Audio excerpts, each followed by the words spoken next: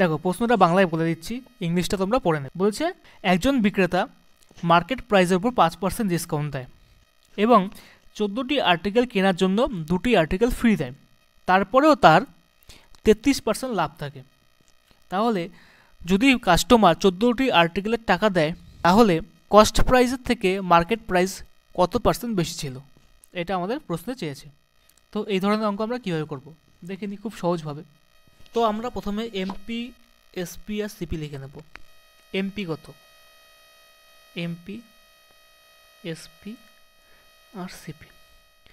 ধরলাম এমপি ছিল মানে মার্কেট প্রাইস ছিল 100 টাকা, আর প্রশ্নে বলেছে যে কাস্টমার 14টি আর্টিকেল বাই করে, তার জন্য তাকে 2টি আর্টিকেল দেওয়া হয়, অর্থাৎ সিপি সিপি হচ্ছে 16টি আর্টিকেলের ছিল, আর বাই করেছিল কতটি আর্টিকেলের, 14টি আর্টিকেলের।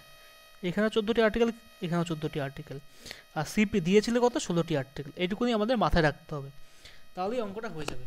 দেখো 14টি আর্টিকেল, একটা আর্টিকেলের দাম হচ্ছে 100 টাকা মার্কেট প্রাইস, তাহলে 14টি আর্টিকেলের দাম কত ছিল, 1400 টাকা। 14 ইন্টু 100, এটা ছিল মার্কেট প্রাইস। কিন্তু আমাকে বলেছে 5% ডিসকাউন্ট দেয়, অর্থাৎ 1495/100, ঠিক আছে। এটা হচ্ছে মার্কেট সেলিং প্রাইস বেরিয়ে যাবে। কাটাকুটি করলে কত হবে, কাটাকুটি করলে হবে 133 শূন্য। এটা হচ্ছে 14টি আর্টিকেলের সেলিং প্রাইস 133 শূন্য। এবার বলেছে এই টাকায় বিক্রি করে তার 33% লাভ হয়। লাভ হয় কিসের ওপর, লাভ হয় নিশ্চয়ই কস্ট প্রাইসের ওপর। 33% লাভ মানে হচ্ছে 100 টাকা কেনা থাকলে 133 টাকা সে বিক্রি করছে, তাহলে 33% লাভ হয়। সুতরাং 133/100। সুতরাং আমরা এখান থেকে কস্ট প্রাইস বের করে নিতে পারবো। 133 ইন্টু 100/133, কাটাকুটি করলে এখানে 10, সুতরাং কস্ট প্রাইস হচ্ছে 1000 টাকা। সুতরাং 16টি আর্টিকেলের কস্ট প্রাইস হচ্ছে 1000 টাকা।